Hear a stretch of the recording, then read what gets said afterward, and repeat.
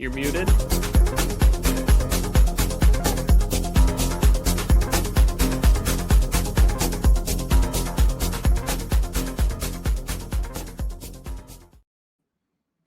I will not be muted this time. Hello, how are you doing? My name is Ryan Mosser. That is one of my best friends, David Cahoon, and this is the Commissioner's Couch Fantasy Football Podcast. Tonight's episode feels special, I think. We've officially reached episode 20 of the show, David. Insane. 20 Wow. total over the first two seasons. Full installments of breaking down film, challenging narratives, talking about fantasy football, building real understanding, especially for this second season, of this 2026 draft class. Season 2 has been rolling for 7 straight weeks now, which is crazy. Every step of the way, we've been, stacking evaluations, sharpening our process, and giving you the kind of detail you simply don't get anywhere else, if I could humbly say so myself. If you've been following along, you know how deep we've been, already have been running this. We've opened up the season with 2 full episodes of quarterbacks, 12 passers altogether from the 2026 class, 12 different developmental arcs, and a ton of conversation about traits and stuff like that. We shifted into 3 weeks, a full marathon of the 2026 rookie wide receivers, breaking down 18 total receivers in the 2026 upcoming class. Again, all with completely different roles and, usage profiles. And then last week, we finally cracked open the running back room. We went full speed ahead. Tonight, we're going to keep that momentum going, David. This is the part of the season where things are always fun. I'm so excited to talk about these prospects. This board's starting to widen. The styles are getting more diverse, and this is, where you really start to see how teams will build their backfields. So tonight, we are going to dive into the following rookie running backs. Do you want to go over them, David? Yeah, sure. So we've got 6 again, as usual. You've probably caught on to our rhythm that we have here. First one is going to be Demond Claiborne, running back from Wake Forest. Mm-hmm. The second one is going to be Seth McGowan from Kentucky. Third one's going to be Le'Veon Moss from Texas A&M. Fourth one's going to be Jaden Ott from Oklahoma. Mm-hmm. Fifth one is Mike Washington Jr. from Arkansas. Yep. I almost said Arkansas. I'm like, that's not the correct pronunciation. And then the last one is Roman Hemby, running back from Indiana. Yeah. These guys, 6 new backs, different body types, completely different paths to NFL roles. And just like always, we're sticking with the same trait-driven grading model that we've implemented. We're going to look over, what we look for is vision, burst, processing, contact balance. My dog is barking upstairs for some reason. Receiving value, pass protection, athletic profile, the whole package. No hype, no shortcuts, no recycled narratives, just honest, detailed evaluation based on, the tape that we've seen and what is actually shown on tape. So settle in, grab your drink of choice, kick back on the Commissioner's Couch, because episode 20, David, 2-0. 2-0. It's starting right now, and it's time to break down another wave of running backs in the 2026 NFL draft. Let's do it. Yes, real quick. Before we dive into the show, some of you who are here from the Voice of the Land already heard about this, but I'm going to mention this again. I want to take a moment to talk about something that means a whole lot to me and my family. If you've been following along specifically on Twitter or the last couple episodes of shows I've put out, you already know that my 4-year-old son, James, is basically a wildlife encyclopedia, is competing in the Ranger Rick Junior Ranger competition. This contest is all about celebrating kids who love nature, who love exploring, and who love learning about the world around them. And that is, James to his core. The kid wakes up talking about animals, goes to bed talking about animals, spends every minute in between trying to teach me about, something new about animals. Voting in this competition is officially open. You can help him move to the next round. We made it super easy. If you're watching the show, there's a QR code right on the right of your screen, Dave, if you want to put that up there. There's one right there. First of all, you can scan that one.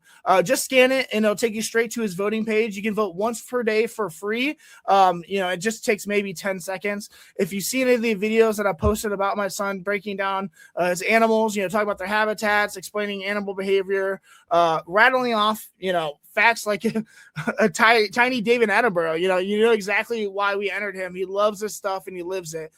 So please, if you want to support him, hit that QR code, cast your vote, and help him push him to one step closer to something we would, truly never forget.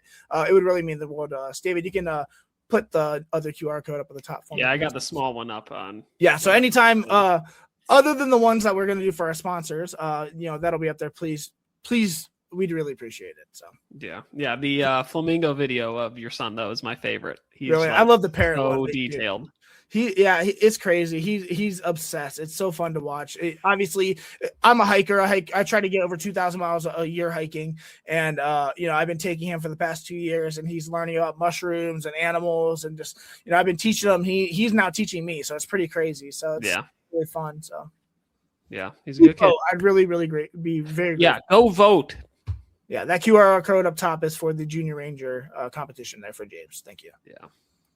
Well, speaking of QR codes, and if you're not watching live, you can go at Dynasty CLE on Twitter and just I tweet about it several times a day, so you can find the link there. I'm being annoying, but oh well, get over it. Yeah, it's worth it. Sorry. So yeah, speaking of QR codes and following things, if you have not subscribed to our podcast on anywhere that you get your podcast from, you are missing out. We go live every week. We are really trying to give you a heads up and a huge advantage heading into next fantasy football season. And so with it now finally starting to become warmer out, the draft is just around the corner. We're finally in April. This is where the time is made to become good at fantasy football. And we want to help you get there. So please subscribe to us on all the channels that you get podcasts from: Apple Podcasts, Spotify. What are some of the other ones? Boom Player, Amazon Podcasts. And literally anywhere Audible. And everywhere that you can stream your podcast, we're there. And it's a great place to be, as David has said several times, so you can find us. Go find us at the Commish Couch or the Commissioner's Couch podcast. Anywhere. Please subscribe, follow us, do a 5-star review, all of it. Sorry, I didn't mean to take you over there, David. No, you're good. What he said. We're just trying to be where you are and help you get an edge up. So And if you can't watch live, that's the perfect time, to go on Spotify, listen. I love listening to podcasts on 2X and just getting through as many as possible. I even listen to local Cleveland radio, The Fan, on 2X on Spotify instead, just because I can get a whole 4-hour show done in an hour and a half. So pretty nice. Go check us out. Yeah. All right. Well, our first sponsor is going to be our network sponsor, and we are with the Inside Edge Network, and our sponsor is Alley Rose Fragrances. Our network sponsor is Alley Rose Fragrances. Discover Alley Rose's collection of handcrafted candles and body mist made with clean, minimal ingredients. Every product is thoughtfully crafted and created in small batches, free from harmful toxins, for mindful everyday indulgence. Head over to alleyrosefragrances.com. You can see it on your screen right now. To order using the special promo code InsideEdge20 to receive a special discount. Again, that is alleyrosefragrances.com, and use the Inside Edge Network promo code InsideEdge20 now. Yes, we are also brought to you by Massaro Moments Photography. They are a husband and wife wedding photography team based in Cleveland who specialize in providing the best wedding photos in Northeast Ohio. Check out their website at MassaroMomentsPhotography.com. That's MOSSOR, momentsphotography.com. It's right there on your screen. David, how you doing, brother? Dude, I'm good. It's so nice out today, and I took my dog for a walk before our podcast, which was nice, but I'm tired. Work has been a lot lately. It's just, I'm ready for some warm weather and some relaxation. How about you? I hear you. Yeah. 3 days in a row. Looks like it's going to be 70 degrees, which is refreshing to say the least. Hopefully, usually the rule is 3 days in a row over 60, you get some mushrooms popping up, some morels. So we'll see. I think it's a little early, especially for Northern Ohio, but if this rain's helping, maybe I can find a couple babies out there. I'm excited. I'm going to go find some mushrooms this weekend. So yeah. Get a little preseason mushroom season in. I'm ready, dude. I'm so excited. I'm a big mushroom guy. Yeah.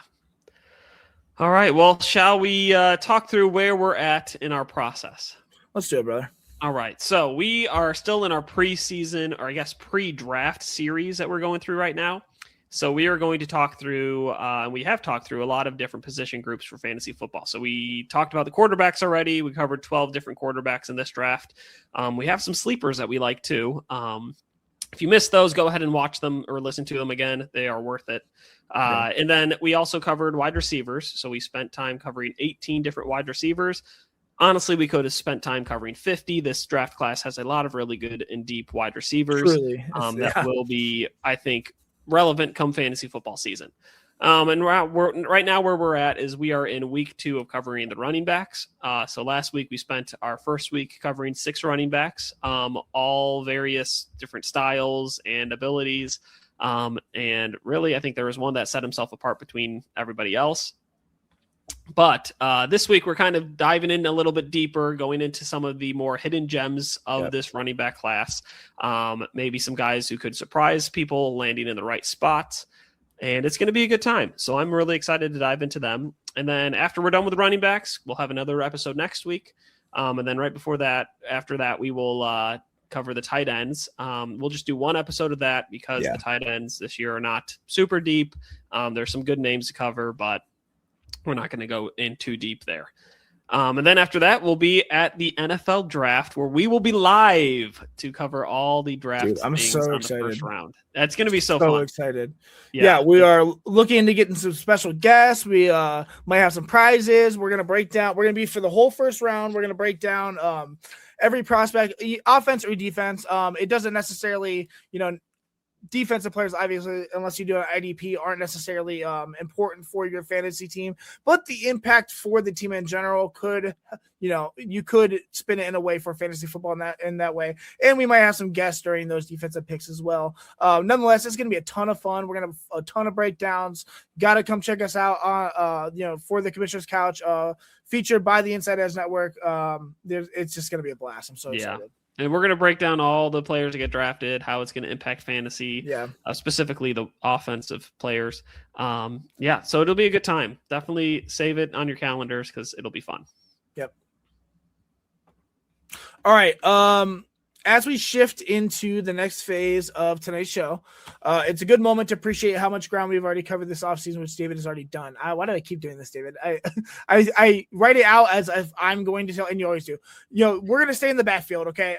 Running backs bring a different kind of complexity, I think, to the evaluation process. It's a position, I've said this before, that it's defined by instincts, efficiency, the ability to create when, structure breaks down. Some guys, win with burst, someone with power, someone with vision, someone with versatility.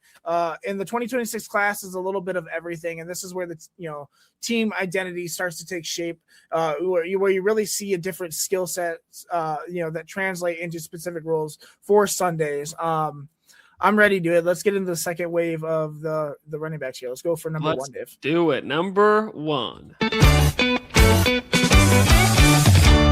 Number 1. Love it. Number 1, we already talked about him, but Demond Claiborne, running back out of Wake Forest. Mosser, where do you have him ranked on your running back list? I have him as RB15. RB15? Okay, I have him at RB11, so pretty close. Pretty good. Yeah. Why don't you just give us a little bit of a glimpse of who Claiborne is? Claiborne. I don't know why I said Claiborne. Tell us what his college career was like, and I guess what his journey has been so far. So he's one of those backs who's carved out, his reputation the hard way, I'd say. He's earned every single snap. He came to Wake Forest as a tough, competitive 3-star recruit. From the moment he stepped onto campus, he showed, the coaching staff that he wasn't just another depth piece. He worked his way into this, rotation early, and each season he added more polish to his game. What stands out, I think, about his career is how much responsibility he handled despite not being the biggest guy in the room. Wake Forest's offense often put him in situations where he had to create his own yardage. He consistently answered the call each time. His vision sharpened, his patience improved. He became one of the most dependable backs in the ACC. A lot of coaches have raved about his maturity, his preparation, the way he elevates the run game, even, when the blocking isn't perfect. Mm-hmm. He's the definition of a self-made player. I think he's steady, reliable, and always trending upwards. So, Yeah, I agree. I think reliable is a good word there, and steady, I think, is really good. He's never somebody I feel like who's going to jump off of the tape for you, but he's just got that steady consistency to his presence, I feel like. So how do you feel like he has grown over his time in college? Am I muted? No, I hear you. Sorry. Gosh. I think he's the classic zone slasher. He's compact. He's an agile runner who thrives on timing, leverage, the quick decision making. Every single year he got better. Every single year he earned what he put in. His game is built around sharp footwork and the ability to slip through tight spaces before defenders can react. He's not necessarily a bruiser. He's not a pure burner, but he's a rhythm runner who wins with efficiency. At his best, I think, when they run inside zone and outside zone concept where he can, press the line, read the flow, and make a decisive one-cut transition that gets him downhill. His burst is immediate. His lateral agility is clean, and he rarely wastes steps. When he hits his crease, he accelerates with enough juice to flip the field position. I also think he's a natural mover in space. He's got great balance, pacing, body control that all allow him to navigate through traffic without losing momentum. He's the type of back where, I think he keeps the offense on schedule. Like I said, he's smooth, controlled, and consistently productive. Yeah. No, yeah, I agree. So what do you think are some of his weaknesses that he'll have as he transitions into the NFL? Yeah, he's not built to overpower defenders. Square contacts are going to stall him most of the time. And he's not someone who's going to push piles on his own. His long speed, I think, is solid, but it's not game breaking. He's more of a chunk play runner than a home run threat. He's going to get caught from behind a little bit here and there. Pass protection is still a work in progress as well. He's definitely willing. Of course, all these guys are going to be willing going into the NFL, but his anchor can get compromised by bigger linebackers, and he'll need technical refinement to earn third down trust. But I think he's got advanced vision for his size. He's got great short area burst and lateral agility with that as well. Competitive contact balance. We'll see how that translates in the NFL because he's not necessarily big. He's 5'10", 195 ish. And he's also reliable in receiving as well. He's got clean hands. He's got decently smooth transitions, enough quickness to separate from linebackers as well. So for fantasy relevance, I think he could be something. Yeah, no, I agree. I think that there's definitely some agility and mobility to him. Sure. Yeah, I think that there's a chance. So how would you project him for fantasy relevancy in year one? The biggest adjustment for him is going to be dealing with interior NFL speed. The windows he hit in college will close faster. He'll need to lean even more on his processing and footwork to stay efficient in the NFL. I think his game is built on exactly those traits, so that's some good news. I think he's the type of back who becomes a sneaky fantasy asset because he checks a lot of boxes that coaches love. He's efficient, he's decisive, he brings real value on passing downs, which is important in the NFL. That combination keeps him on the field, and opportunity is everything in fantasy football. I don't think he's the kind of player who needs 20 touches to matter necessarily. Give him 10, 14 touches in a heavy zone, offense, and I think he'll give you steady production with occasional spike weeks. And obviously his receiving ability adds a safe floor for him. His vision makes him a natural fit for modern schemes. I don't think he'll necessarily be ever a full-blown workhorse in the NFL. RB2, RB3 who sneaks into lineups and quietly racks up points once in a while. In the right landing spot, especially one that leans on wide zone concepts, he could outperform his draft slot in a big way, though. So, yeah, I agree. I think there is a road to relevancy in year one for him. I think it's uphill, but I think there is a road for relevancy. So the player comp that I have for him would be Tyjae Spears, the running back that's in Tennessee right now. Talk about a similar size frame, somebody who can make people miss, looks pretty agile, and also is a good receiving running back. Was never really able to take over as that running back one that people kind of were hoping for, but still had some decent, I guess, ability, maybe not fantasy ability, but football ability. So I think for ideal landing spot for fantasy football when it comes to it would be a team where they just lost a very good running back who is very productive in them, both in the running game and the passing game, and to where he can kind of help fill hole that was left from that passing game running back, and that would be the Jacksonville Jaguars. Okay. Okay. Travis Etienne just went into the New Orleans Saints. He was pretty much a huge part of that offense, and I think he's going to be missed a lot. And he was also really, really fantasy relevant. He was really dynamic in the run game, but also was really, really a huge part of that passing game as they really became competitive down the stretch last year. And so I think you see somebody like Claiborne, and you immediately think, okay, this guy can be a check down Charlie for why do I forget his name again? Trevor Lawrence. Wow. It's been a long week. And so, yeah, you can see him kind of filling half of that void that Travis Etienne left, being that pass catching back, but still being somebody that can be efficient in the run game and help that team kind of fill that hole. I don't hate it. Yeah, I mean, obviously, Bashaw Tutin, they're going to add something. Someone in the draft probably. That's a big drop, and him and I think LeQuint Allen is the other guy. I don't think necessarily they're going to be the huge 1-2 punch. We'll see. I mean, Bashaw Tutin looked good in the red zone, obviously, last year, but I don't think he's going to be a 3-down workhorse. So, yeah, they're definitely going to look to add somebody. Yeah, for sure. All right, well, shall we get on to number 2? Number 2, bro. Let's do it. Number 2. Number 2. Number 2, Seth McGowan, running back from Kentucky. He is my number 9 on my board. What is he on yours? He's my RB 29. 29. 29. Nice. 29? What's 29? I love New Girl. All right. Well, tell us a little bit about Seth McGowan, why you have him ranked so low, and why he was so, I guess, overvalued at Kentucky. Yeah, I think his story is one of the most widening paths in the entire class.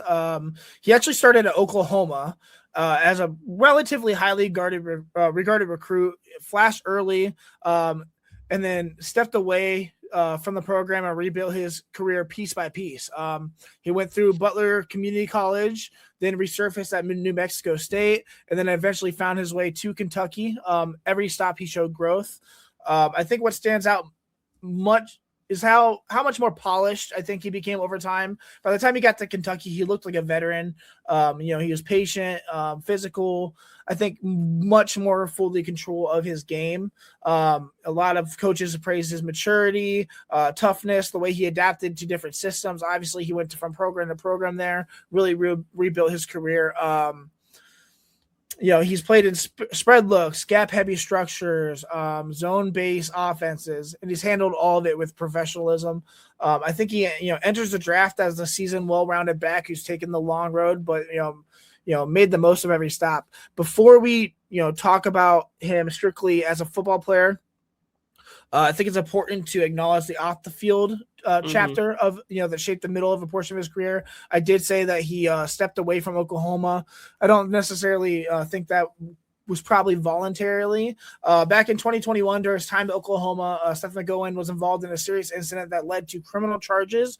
According to court records, the situation stemmed from a confrontation at an apartment where marijuana, cash, and personal items were stolen. And one of the individuals involved reportedly threatened the victim with a firearm. McGowan wasn't the one that was holding the weapon, but he was part of the group. And the legal consequences were significant. The initial charges were severe: robbery, conspiracy, assault-related, counts. But the case ultimately ended with, Seth McGowan pleading guilty to a reduced charge of, nighttime larceny. His sentence included a year of probation, community service requirements, mandatory NA and AA meetings, and financial penalties. It was a major setback, for him personally and professionally, and it forced him to step away from Oklahoma, entirely. That's how he ended up at Butler Community College in 2023. Like I said, essentially rebuilding his life and career from the ground up. And to his credit, I think he did do the work. He fulfilled the terms of the probation. He stayed out of further trouble. He used that time to reset his trajectory, his path back to Division I football, and eventually to Kentucky. That didn't happen by accident. It actually took accountability, structure, and the willingness to confront, consequences of his actions. So. Yeah, and I'm glad that you brought that up because that's a big piece when you talk about these prospects is For sure. Who are they even off the field? Yeah. Are they somebody that can be trusted? And I think it speaks a lot to his character of his willingness to own up to his mistakes, learn from it, grow from it, and also like work through the adversity. Thank you. You did it this time. Sorry, I'll do it later. Know. Oh man. But yeah, so I think that also plays into why he's an older prospect. He's coming into the draft at the age of 26. Yeah. And so yeah, I commend him for being honorable and honest about it, but it does definitely speak to his, I guess, draft stock. Yeah, he's 6'1", 220, by the way, just so you can picture his frame. All right. Well, give us a little bit about his archetype. What is he as a running back? And how does he fit into like a certain type of a mold? Yeah, he's a long striding physical runner. I think he builds momentum quickly and forces defenders to absorb a lot of mass when he gets downhill. His style is upright, but efficient, I would say. He doesn't waste motion. Once he commits, he hits the crease with authority. He drives in concepts that, reward patience following decisive acceleration, inside zone, gap, duo, perimeter stretch. He's not necessarily a jittery mover, but he doesn't need to be. His game is built on controlled power, based off of stride efficiency and then the ability to stay balanced through contact. I think what makes him unique is how smooth he is for a bigger back. He can, subtly adjust, his path slightly laterally without losing posture, and make, compact cuts that, keep him on schedule. I think he's the type of runner who leans on timing, physicality rather than flash. Yeah. Yeah, I would agree with that. He's an aggressive runner is kind of the word that I kept coming back to. He's got a good burst, good legs underneath him. So when you talk about like what are his weaknesses, how would you describe his weaknesses as a runner? He's not the most sudden mover. I think that's going to be a little bit of a problem in the NFL. His lateral agility is efficient, but he's not going to string together multiple cuts in space. His long speed is solid, but it's not special by any means. He's more of a chunk play runner again, more than a breakaway threat. His upright style can occasionally expose his chest to contact, which is not good. And while he's a strong pass protector, he can overset and lose balance when he's late with his hands. I think the biggest challenge with him is going to be, operating in tighter NFL run lanes. College fronts gave him more room for, momentum. The pros won't. He'll need to lean on his processing and footwork in order to stay efficient. He does have stride-based acceleration, which I really like in the NFL. Powerful leg drive as well. Short yardage, red zone, finishing runs. He's going to check all his boxes. He's got a decent natural receiving ability. He can track the ball, catches relatively cleanly, and then I think he can actually run a decent route tree for his size as well. And I think one thing that is going to be great is also absorbing hits with outstanding contact balance. He's gonna absorb hits with minimal disruption and constantly stay upright through collisions because of his size. So no, I agree, and I think that definitely shows up on tape. His willingness to kind of lean into that contact a little bit and kind of encourage it and I guess invite it in. So why does this matter for fantasy football? How does he become relevant for fantasy football? Well, he's my 29 ranked running back for a reason. I think this is where context matters.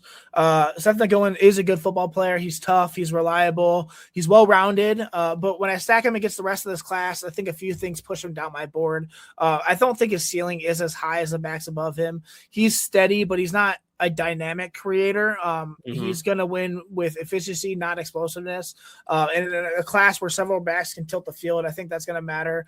His athletic profile is more functional than special as well. He's smooth, he's strong, he's balanced, but he's not someone who's going to consistently generate explosive plays on his own. And in today's NFL, that's going to limit your upside.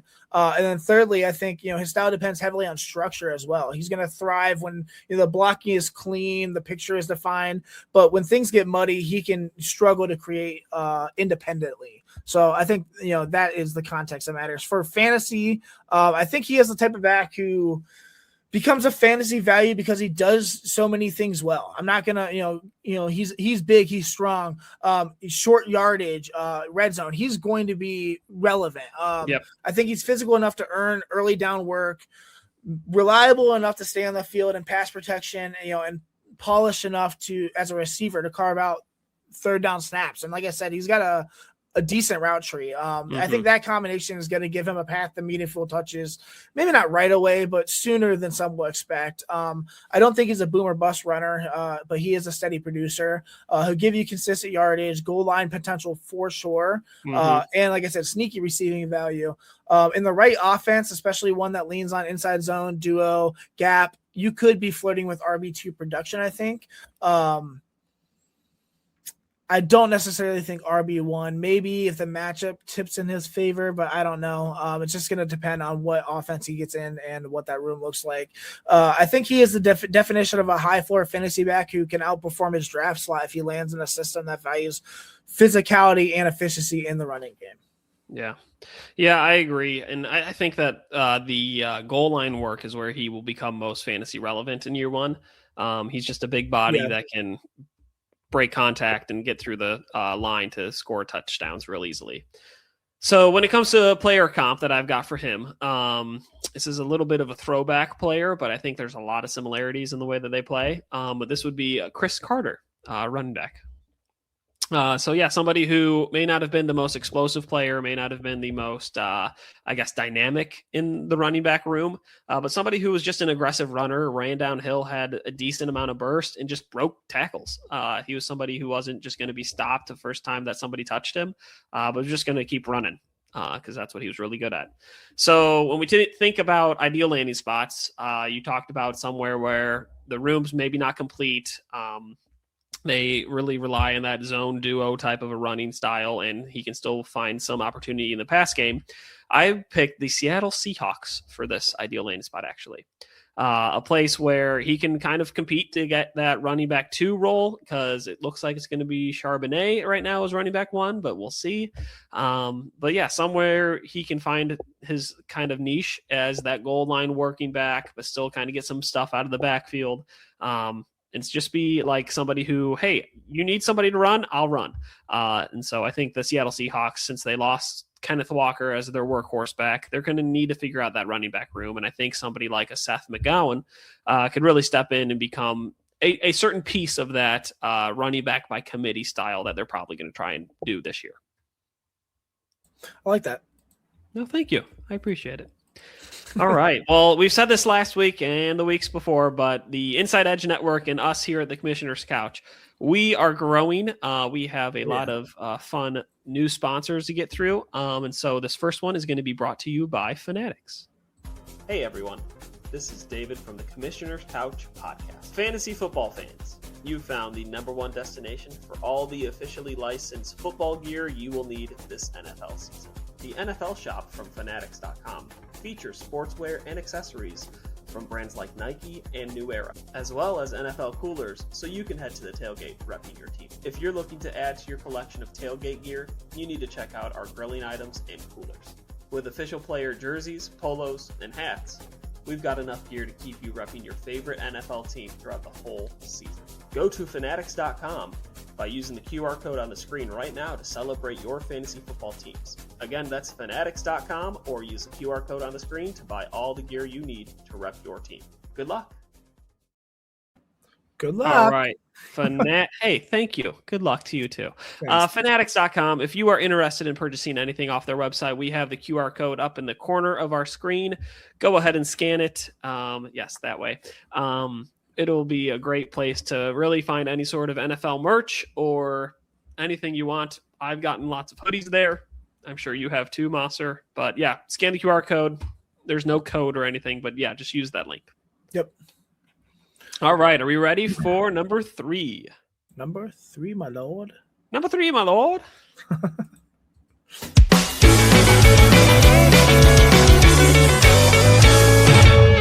Number 3. Number 3, we have Le'Veon Moss, running back from Texas A&M. All right, tell me, where is he at on your big board? You tell me yours first. Oh, I have him at number 10. I have an RB5. Ooh, all right, a little bit higher. Okay, so give me the breakdown. What was his college career like? Who is Le'Veon Moss? Yeah, 5'11", 210. Didn't run at the combine, so we don't have official 40 time for him. He came into Texas A&M with a reputation for being one of the toughest, most physically imposing runners in the high school recruiting class. And over time, I think he lived up to every bit of that billing. Early in his career, he was part of a crowded backfield. Even in limited touches, you could see the raw ingredients. He showed power. He showed balance, willingness to finish rushes with relatively bad intentions. He ended up earning more work as his game matured. The wild, all power, no plan runner who was early on, gradually transforming into far more disciplined, calculated back. His footwork tightened up. His reads became cleaner. He started showing a level of patience that wasn't always there at the beginning. By the time he hit his final season, he looked like a completely early down back, someone who could handle volume. A little different there. Who am I, Eminem? Grind out tough yards, and set the tone for an offense. Texas and A&M staff, they consistently praise his work ethic, the physical edge that he brought to the room. He's the type of player who embraces contact, responsibility, and the dirty work, that a lot of backs shy away from. He does not shy away from that. So. Yeah, I agree. He is a physical runner. So when you talk about molds and archetypes, how would you describe Le'Veon Moss? Does he fit any sort of mold that's already out there? He's a downhill enforcer. He's compact, powerful, a runner who wants to get north immediately and make defenders feel every bit of his frame as well. I think his style's built on force and efficiency that consistently popped up on his tape. He doesn't dance, he doesn't drift, he doesn't waste steps. He when he sees daylight, he hits it with conviction. He's gone. He thrives in gap and duo concepts. A lot of these guys do. Where reads are defined and the physicality ramps up. He progresses the line with enough patience to let blocks develop. But like I said, once he commits, he lowers his pads and drives through contact, or he is he's just ready to go. He's got outstanding balance as well. He's great at absorbing hits, while keeping his posture, and always tries to fall forward as well. Yeah. He's not going to be a home run hitter, but he doesn't need to be as well. I think, his game is about attrition. He leans on, defenses, wears them down, forces them to tackle him over and over and over again. And by the fourth quarter, defenders start making business decisions and they might back off a little bit. So yeah, I really like that. So Yeah, no, I agree. How would you say, or I guess what would you say would be one of his biggest learning curves when he transitions to the NFL? You're muted, by the way. Why do I always do that? He's not a natural space mover. He's a functional receiver, but he's not someone who you're flexing out or designing mismatches for. His long speed is serviceable, but he's not going to run away from NFL safeties either. He also isn't the most creative runner I've noticed. He's efficient. He's decisive. He's not someone who's going to string together multiple cuts or manufacture explosive runs when the blocking breaks down. He's a read and react guy, just a one-time go. I think the biggest challenge for him and the next level will be proving that he can be more than just an early down hammer. The league values versatility, and while he's reliable in pass protection, he'll need to show that he can be a consistent receiving threat to stay on the field in all situations. Given that, I think he does have elite contact balance. His lower body is incredibly powerful. His leg drive is absolutely relentless. Short yardage, red zone. He's got decisive processing as well. Like I said, he can read leverage quickly and doesn't hesitate once he identifies a crease. Efficient footwork also. He's very compact. He's got controlled steps. Probably one of the best pass protectors in this draft. And then, and like I said, he's consistently forward. So, Yeah. falling forward, gaining a yard, 3 yards after tackle, which is important in the NFL as well. So. Yeah, absolutely. So how would you say that he would project as having fantasy relevancy in year one? I think he becomes a fantasy staple because coaches are going to trust him. He's built for volume, I think, which is important. He's built for short yardage work. Like I said, you need 3 yards. He's going to give you 3 and then fall forward for 5. He's built for red zone touches. I think that alone is going to give him weekly value. He's not going to give you 70-yard touchdowns by any means. He's not going to give you a ton of carries. He's going to give you steady production, 15 carries, 70 yards, a real shot of a score every week. If he lands in a physical, run-centric offense, I think he could have legitimate RB1 weeks in his range of outcomes. I'm not saying his rookie year, obviously, but once he gets established, I think he's the kind of player who might not be flashy on draft night, but mid-season fantasy managers are, thrilled they grabbed them, or maybe he's a waiver wire wonder for 2026. So yeah, I like him agree. a lot. Yeah, I like him a lot too. I think, that compact runner you talked about definitely describes him to a T, I feel like.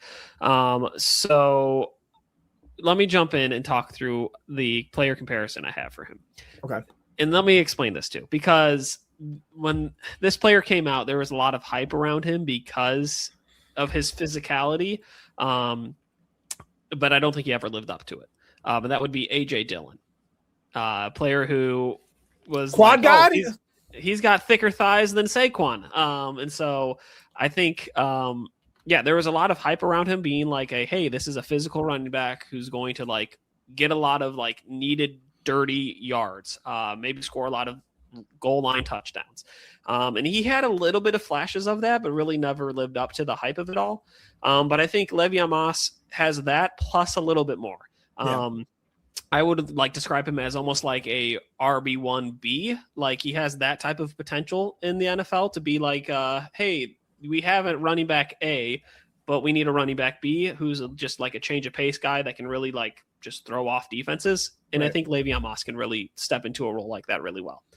And so we need an ideal landing spot. You talked about physicality, somewhere where he can really lean into that, be that physical dominant runner that the organization loves and kind of builds culture around. And so I think an ideal landing spot for him would be the Pittsburgh Steelers.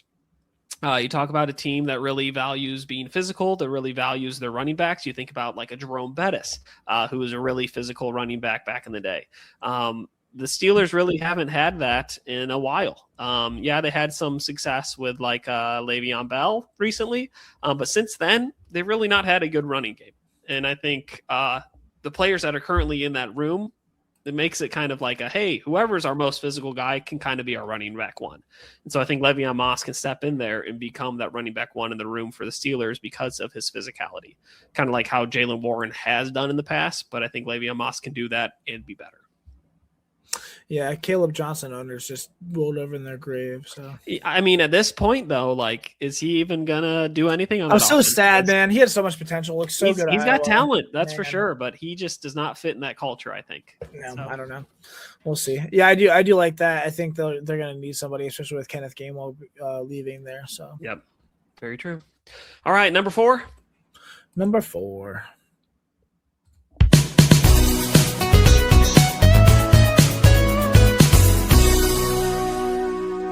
Number 4. Welcome back to Wii Golf. So number 4 would be Jaden Ott, running back from Oklahoma. Where is he at in your number of rankings? He is my RB6. Okay, not bad. I have him as my RB12. Okay. So yeah, this group I feel like was really compact and kind of close together. 5'11", running back from Oklahoma. Tell us a little bit about him. What makes him stand out as a running back from college? 5'11", 208, 4.46 40, not bad. I think he's been on the national radar since the moment he stepped into college. He burst onto the scene at Cal as a true freshman and immediately looked like one of the most electric young runners in the country. I've had him on my C2C league, my college to Canton fantasy football league for years now. Love Jaden Ott. Every year after his freshman year, he added something new. He added more patience, more discipline, a lot more polish in the passing game as well.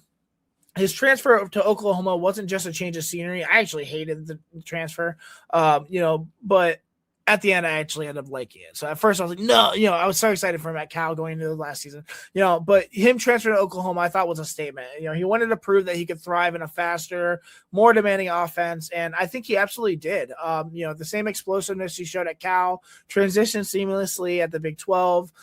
He became one of the most dangerous space players in the conference. Coaches raved about his maturity, his preparation, the way he elevates, on offense with his versatility. He's been a playmaker everywhere he's been. I think he enters the draft as one of the most naturally gifted backs in this class. I really like Jaydn Ott. And it's not because I just had him on my fantasy team for a long time. No, you've been watching him for a while, so how much you like him. Yeah, he's a high energy runner for sure. One cut and go type of a runner, I feel like. So give me an archetype for him. What would you describe him as a running back? He's a modern NFL space weapon. He's like I said, he's a slasher, a fluid runner who thrives when you give him room to operate. His game is built on acceleration, lateral quickness, the ability to make defenders miss without needing super dramatic cuts. I just think he's so smooth. He's got great control over his body. He transitions from patient footwork to sudden burst and absolute heartbeat. I think he's one of the best outside zone spread or tempo driven. I'm sorry, he is best. I didn't say the best. He is best in outside zone, spread, tempo driven systems. Where he can press the line, he can re-leverage. He then explode into daylight.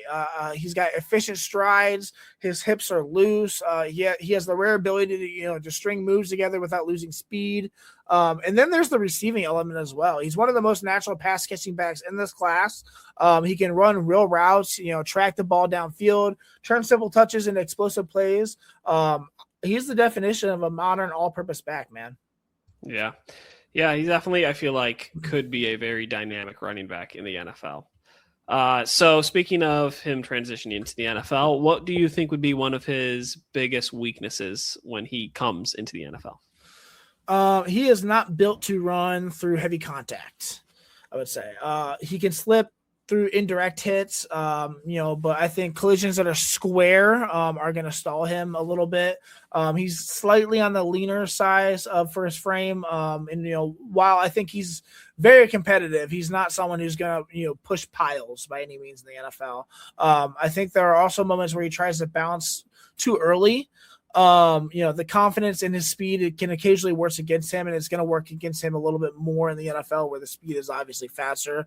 In pass protection, he's willing, but he can get overwhelmed by bigger defenders as well. Yeah. But he's got elite acceleration, David. His lateral movement is incredibly fluid. He's got explosive receiving ability, probably second in this class behind Jeremiah Love, I would say. Open field creativity, he's got it. Strong vision and zone concepts, and I think he also finishes, forward quite a bit as well. So. Okay, well, you're making me a big fan of him, and I probably should not have ranked him so low. All right, so no, don't take him in Dynasty. He's mine. Don't tell anyone. So when you talk about fantasy football relevancy, how does he become a relevant fantasy football player in year one? Is it so dependent on his landing spot, or is he kind of just no, he'll make it work because he's so talented? He's going to swing fantasy matchups because of his explosiveness. He's a threat to score from anywhere on the field. And I think, like I said, his receiving ability gives him a built floor in fantasy, especially PPR formats. He's not a grinder. He's a playmaker. He's going to get 12 to 15 touches in, a creative offense. And, he'll give you RB2 production with decently spike weeks where he could probably be RB1. I think his value will skyrocket if he lands on a system that uses motion spacing, tempo, things like that to get him in open grass. But his explosiveness, his receiving ability, his open field talent are top tier. He's one of the few backs in this class who I think can legitimately change the geometry of a defense. You know, he's not as consistent between the tackles as you know, the elite group that we talked about, but his frame limits, you know, some of the power-based elements that push other backs, you know, higher on my board. But for RB6 on my board, I think he fits perfectly. I'm very excited about him in fantasy.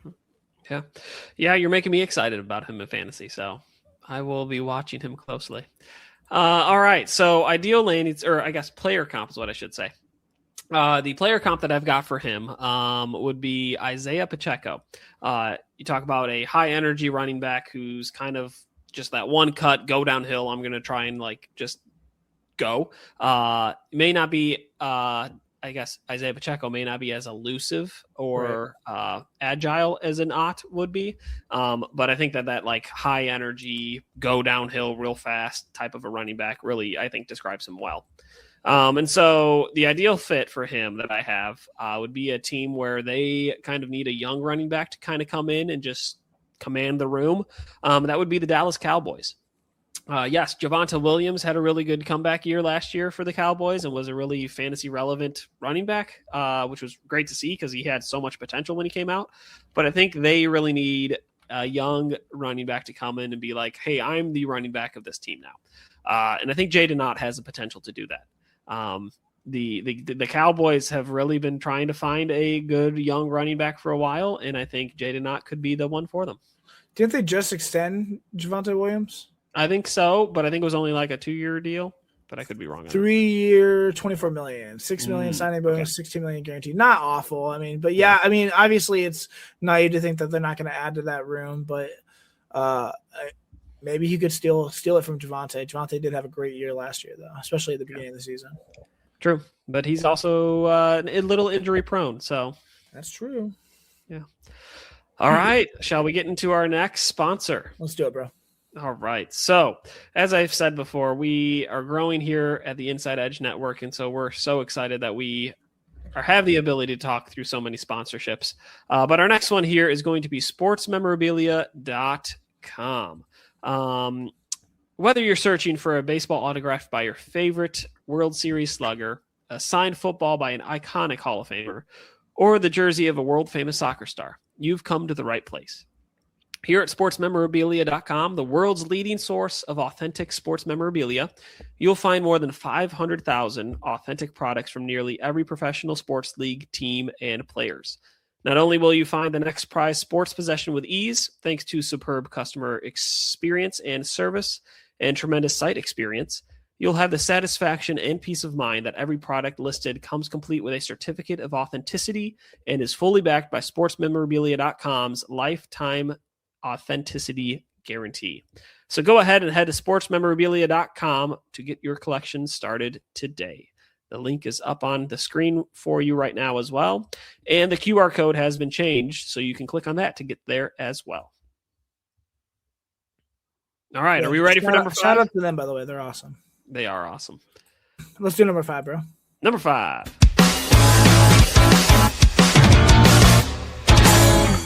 A number 5. That one's my favorite one. All right, number 5, running back Mike Washington Jr., running back from Arkansas. What's he for you? Huh? What's he ranked on your board? Number 8. Number 7 on mine. So perfect. Right there. Look at us. We're in sync today. Bye. Stop I it. knew you were thinking it. All right, so give us a little breakdown on who Mike Washington Jr. is from Arkansas. What was his college career like? How was he?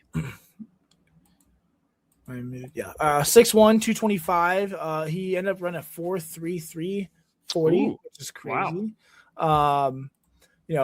Definitely snapped some heads there at the combine. Mike Washington Jr., one of the most physically imposing backs in this entire class, I think. And his path reflects that toughness. He started at New Mexico State, where he immediately flashed into a volume-capable downhill runner who didn't shy away from contact. When he transferred to Arkansas, the level of competition jumped, and instead of fading, he elevated his game to even, to become a more dynamic back. In the SEC, he proved that he can handle NFL caliber fronts week after week. I think his tape is full of, violent finishes, second effort runs, and moments where he simply out-muscled defenders. Coaches at both programs praise his maturity, He's got great work ethic and, the physical edge he brought to the offense. He's the type of back he sets the tone. He sets the tone for, I think, the entire unit. He enters this draft as one of the most battle-tested runners in this class. A guy who, has taken real hits, delivered plenty of his own too. He loves the hit on tape, man. It's fun to watch. And, has shown that he can thrive in the toughest conference in college football. So, other than the Big Ten. Well. Yeah, he's got a good combo of speed and power, which I feel like is kind of rare for this class of running backs. But it was really, really fun to see in his tape. So how does this player fit into an archetype? He's a downhill hammer, bro. He's compact again. He's a thick built runner who wants to get north immediately. And I think he forces defenders to deal with his mass too. I think his style is rooted in power, balance, controlled aggression, a little bit of speed. I didn't see that much speed on tape. That's a crazy 40, but he keeps his pads low.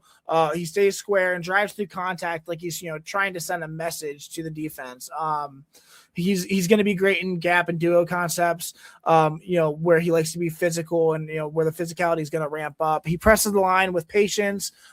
He's going to wait for that crease to open and going to explode through that crease violently, brother. I think he's got great compact footwork. His base is pretty sturdy as well, and he rarely gets knocked off his tracks. He's not going to be the flashy guy again, but he's brutally effective. He's going to, force missed tackles through sheer force and become, more dangerous, I think, as the game wears on and defenders get tired as well. So. Yeah, I agree. He's got a very, very high motor too. His feet are always moving and churning to get those extra yards. So what would you think would be one of his weaknesses as he transitions to the NFL? He's not natural in space. He's an okay receiver. He's not going to, be someone that you're going to flex out and have design mismatches for. I saw serviceable long speed, but I never really saw him run away from, safeties or corners too much, but obviously the combine showed that he has got that speed. So hopefully he can translate that speed into the NFL a little bit more than he did in Arkansas. He's not very creative as well as a runner, but he just likes to punish defenders. As I said, his contact balance is absolutely elite. He's going to absorb every hit like they're nothing. He's going to try to stay upright through every collision. That is probably going to drop, I would say, 80% of the running backs in the NFL. His lower half is incredibly powerful, which is going to be great for leg drive. Think, red zone, tight spaces, short yardage, stuff like that. He's going to be great. He's got good processing as well. And like I said, his footwork is very compact and efficient too. So, yeah, I agree. So why does this matter for fantasy football? How can he be relied upon for this upcoming football year? He's going to have to become a more reliable contributor in the passing game. He's not awful, but he's not one of these guys, especially with his, size. He's a strong protector, but his receiving skills are certainly limited. And I think that could, cap his snap share early in his career. I think he's the type of back who becomes fantasy relevant because he's going to be trustworthy. I've said that a lot, but these bigger guys, we've talked about a few of them. They're built for volume and short yardage work, and that is huge because they're not going to take so much of a beating because they're built for volume because of their size, and they're going to be decently good in the red zone, or at least get the opportunities to score in the red zone. He's got to land in a physical, run-centric offense, but it's hard to place him. I don't know. I really like him. I think he's fast. I think he could be the kind of player that's not super flashy on draft night. But again, probably, I don't know, if you're looking at dynasty rookie draft, he's probably going to be a late second round, early third round pick, but he could, his speed and size, if he could develop some pass catching skills or maybe a little better route tree, he could be really, really effective in the NFL. Yeah, I agree. He could be really, really effective. And I agree with you. He needs to go to the right landing spot to be really effective. But I think the one that I picked could be sneakily good for him. Okay. And so you talked about like his high motor, his willingness to embrace the contact, rare combo of speed and power. The comp that I have for him, and this might be a throwback to some, if you played fantasy football long enough, you'd know this name, but would be Jay Ajayi. It's not even that long ago, brother. I feel like it's been over 10 years, hasn't it? I don't know. Not even that long, but yeah, okay. Oh, I feel like it has been. But yeah, Jay Ajayi, somebody who had that speed and was also kind of a strong, powerful runner. I feel like his NFL career was kind of just like really short-lived and really just a flash, and that was it. But he was really dynamic and was kind of a favorite for fantasy football for like a year or two. And so I feel like Mike Washington can kind of eclipse a little bit of that with his abilities. And so an ideal landing spot that I've got for him would be the Houston Texans. You talk about a running back room that's kind of still trying to figure it out. Yes, they traded for David Montgomery, who's a very similar runner, I feel like, to Mike Washington. He's got that breakaway speed. He's got that power and willingness to get those yards. But he's also kind of on the tail end of his career, probably getting up there in age a little bit, has a lot of wear and tear on those tires. And so the Houston Texans might be looking for the next kind of David Montgomery type, and Mike Washington Jr. just might be it. I don't hate it. Jay Ajayi has last played in 2019, retired in 2022, so not that long ago. Feels like don't make me feel that old, brother. I feel that old. All right. Well, shall we get into our last prospect? Let's do it, man. These people are tired of hearing us talk.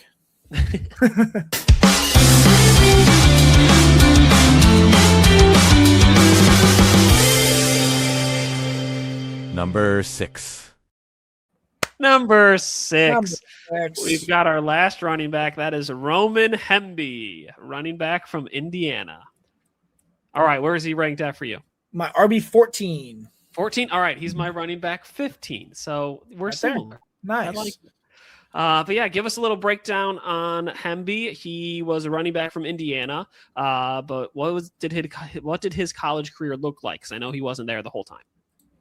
He was one of the more polished, steady backs in this class, I think. A player who's been productive everywhere he's been. I talk about this a lot, but a lot of these guys who go to lower programs at the beginning are productive, then move on, and then obviously we're talking about them now. They've been productive at their bigger programs because we're talking about them in the NFL draft.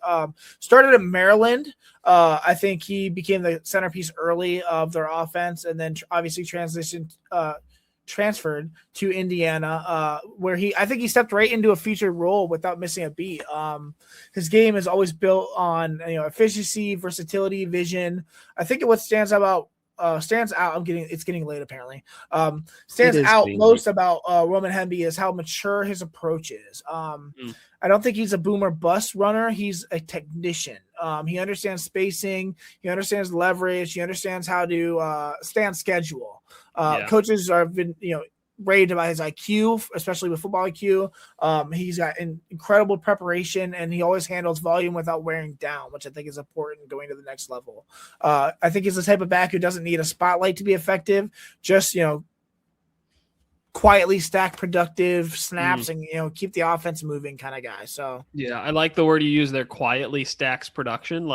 He is just a reliable running back. He's just sneakily good. He's not going to wow you, but he's just consistent and reliable, which is why coaches probably love him.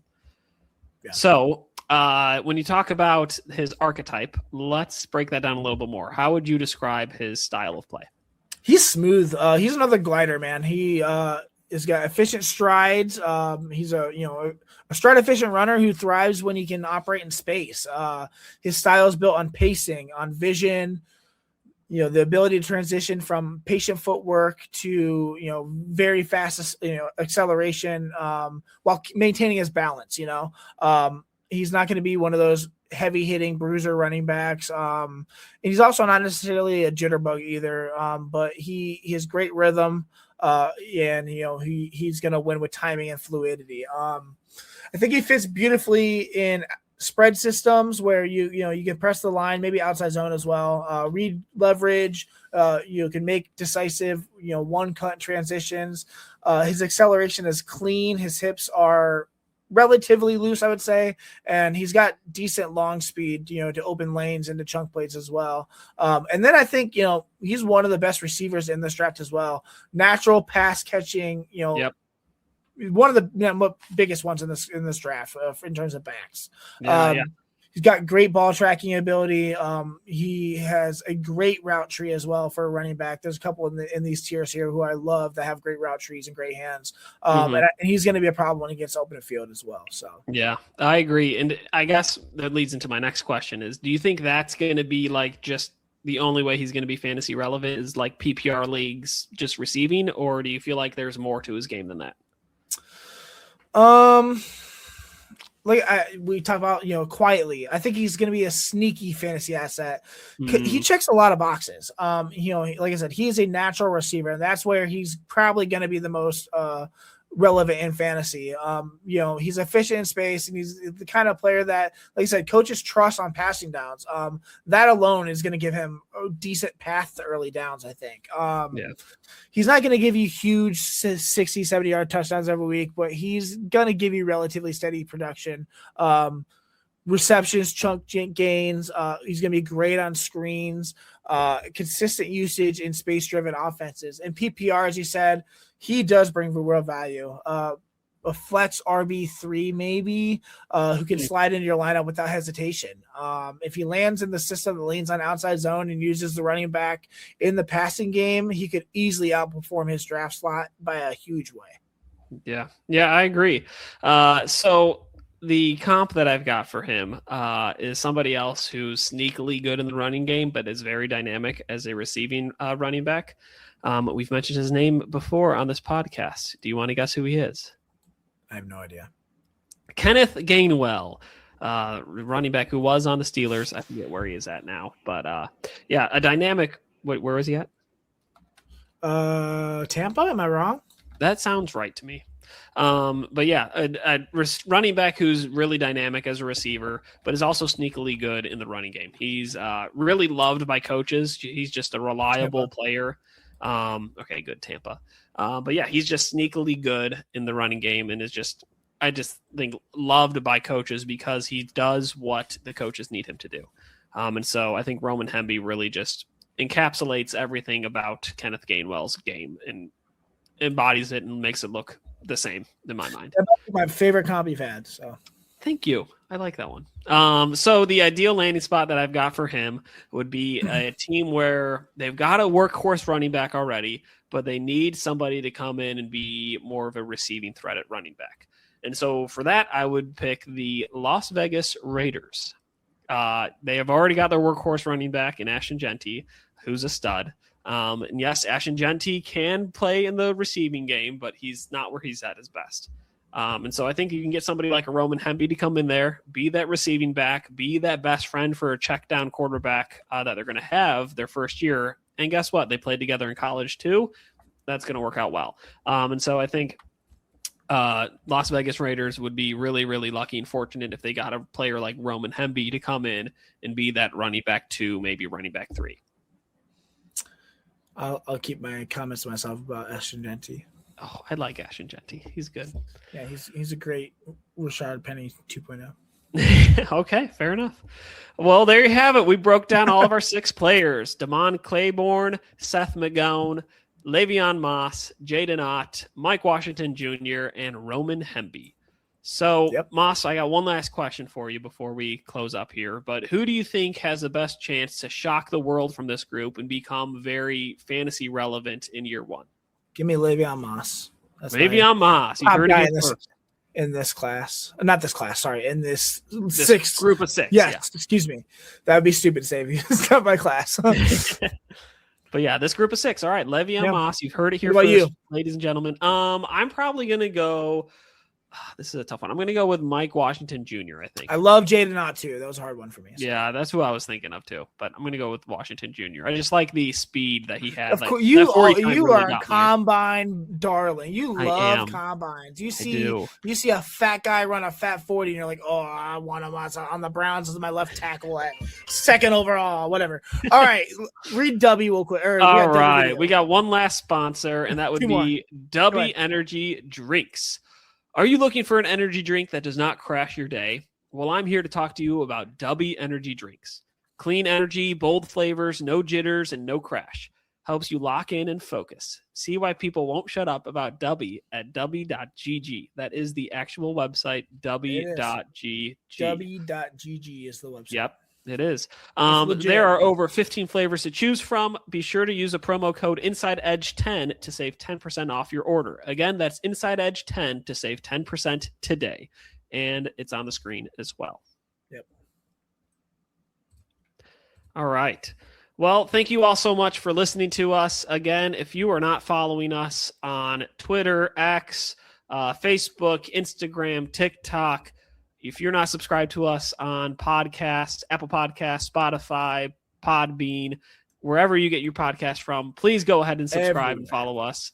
Turn on automatic downloads because we're trying to get you an edge up into the fantasy football world for next season. Yeah, man. Also, a huge thank you again to Monster Moments Photography.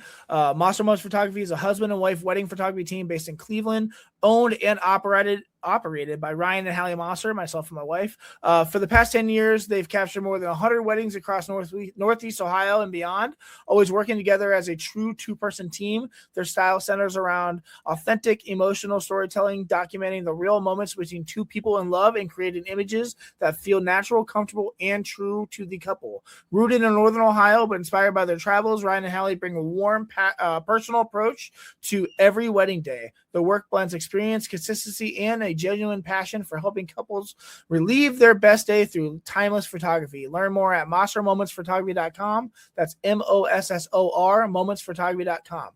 Also, real quick, I mentioned at the beginning of the show, but there were only like 25 people in here, and now there's much more. So before we wrap up tonight's show, I want to share something a little different, something personal, something that means a lot to me and my family. My son, James, my 4-year-old son, is taking part in the Ranger Rick Junior Ranger competition. And if you never heard of it, it's, this incredible program that highlights, kids who genuinely love the outdoors and the natural world. And let me tell you, that is James to a T. He's 4 years old, and he talks about animals with the excitement and detail that just blows me away. Whether we're hiking, flipping over logs, or just walking through the backyard, he's pointing out, animal tracks, naming species, explaining things I don't even know. It's who he is. Voting for the competition is open right now. David, if you want to put the QR code, you can support him if you like to be part of his journey. Please just scan that QR code. We made it really simple. The QR code is available on all on my socials. Also, I've been posting videos. If you see him talking about animals, or the link is there as well. You can vote once for free every single day, so I'm not asking for anything but your time here, guys. You can scan that or go to my Twitter at DynastyCLE. That's DynastyCLE. I'll retweet it right now. So it's the last tweet that is up there, but you just click the link, and please, if you just take the time to just go vote real quick for me, I'd really, really appreciate it.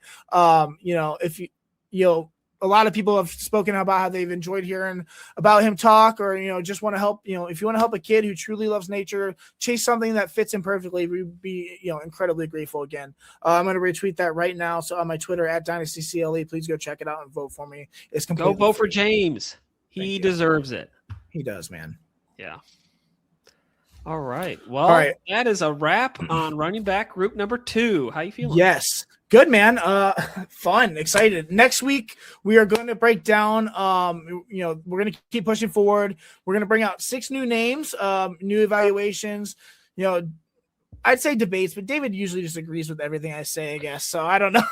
Right, so probably I'll not bring debates. the arguments next week. Yeah, whatever. And we're gonna get just deeper in this class, guys. And it's gonna be a lot of fun. The board's gonna open even more. We're gonna continue with running backs. We're gonna do 6 more. The running backs are Ruben Owens, the second, the running back out of Texas A&M, Terrion Stewart, the running back out of Virginia Tech, Jam Miller, the running back out of Alabama, Quentin Joyner, running back out of Texas Tech, Desmond Reed, the running back out of Pitt, and then CJ Donaldson, the running back out of the Ohio State University.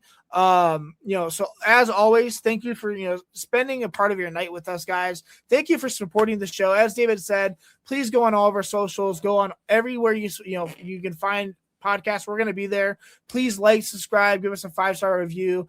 Go above and beyond. We really greatly appreciate it. Thanks for jumping in the comments and helping this community grow. It means so much more than you know. For David Cahoon, follow him at David Cahoon 24. I'm Ryan Mosser. You can find me at Dynasty CLE.